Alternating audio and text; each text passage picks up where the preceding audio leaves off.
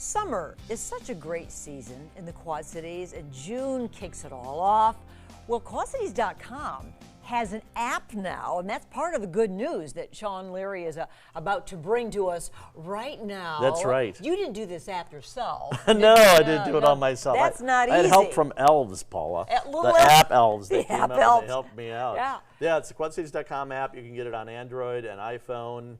Go and check it out. It's free. You can sign up for notifications if you want to find out about, say, like shows at the Tax Slayer or the Adler or whatever. You sign up and say you want to do that, and you get notifications. It's awesome. Go check it out. We'll give you a reminder of that here at the end. The Quad City Strikers celebrating the President's Cup. That's a huge deal. Yeah, Quad City Strikers. I got to admit, my son Jackson plays on the Strikers team. But there are 3 teams in the Strikers Club.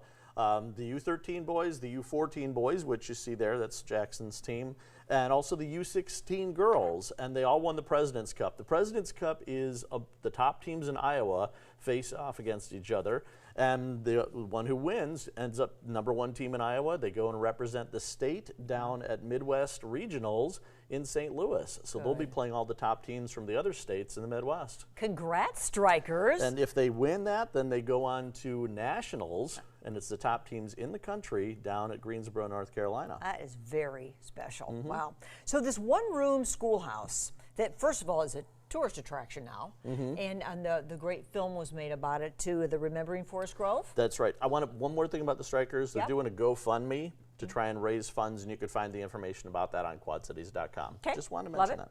There's our Tammy and Kelly Rundle, my friends there from yeah. Fourth Wall Films, and very acclaimed local filmmakers.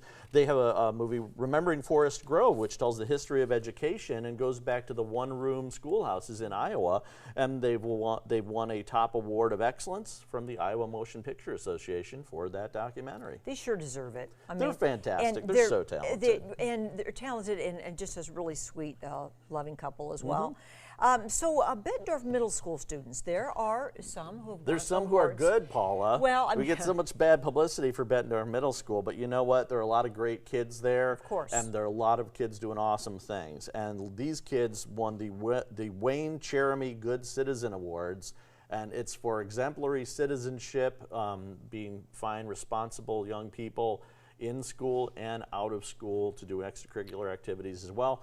And they're among the great kids who are at Bettendorf Middle School. There are a lot of really good kids there. And take a look at them in this picture, because they are being awarded for responsibility, caring, respect, community involvement. That's right. And so our hats off to those kids for sure, and let's all support them. That's right. And, awesome. and all kids who need us, right? There's so many great kids out there doing course. awesome things, and unfortunately a lot of times they fly under the radar.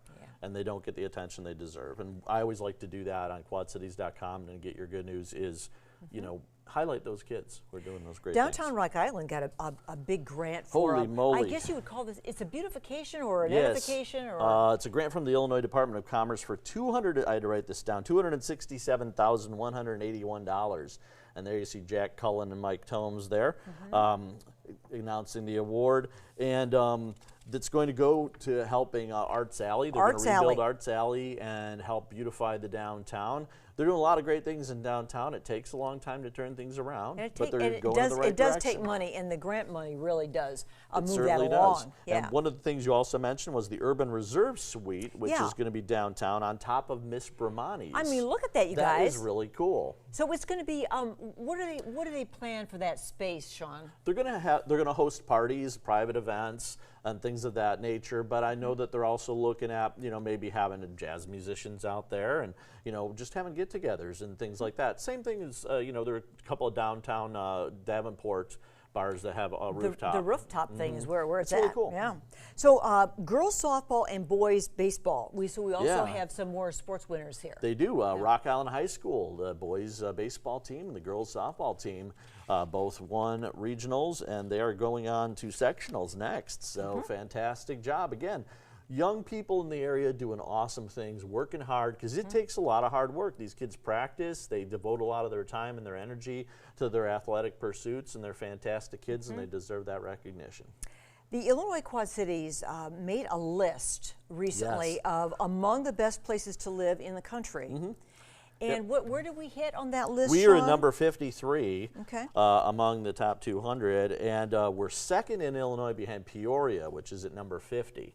So, but that's pretty awesome. It's the Rock Island and Moline, the Illinois Quad Cities. It's the U.S. News and World Report list of the best places to live, based upon cost of living, amenities, things of that nature. Even they look at things like air quality. That's and right, air all quality. Of that. So yeah, there we go. Right.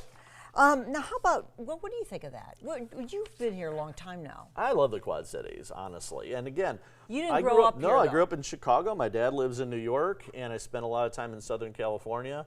And I've really been all over the place, and I love the Quad Cities. It's not too big, it's not too small. It's just right. It's just right. The proper porridge it's like, of a. That's right. Of It's the Goldilocks. It's the Goldilocks of all spot, towns. Yes. Okay, so once again, if you get the What's the Good News app, that's right. What are the perks involved, Sean? The perks involved. Well, one, it's free.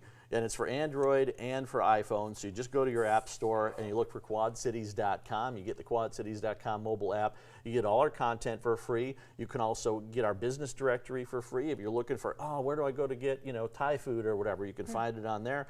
And also, say you want to find out about Paula Sands. Anytime we mention Paula Sands in a story, or Tax Slayer Center, the Adler, can you whatever. take that part off? Well, you just say that you want to hear about that, and every time we run a story that has that keyword in it, we'll notify you and let you know, all for free. Quadcities.com, and Sean, you've really you put that on the map. I mean, you've been doing really well with that. So thank you for sharing with us too, once a month. And it's a pleasure to come on your show as always and highlight good news of the Quad Cities. We have fun, don't we? We do. Thank you, Sean.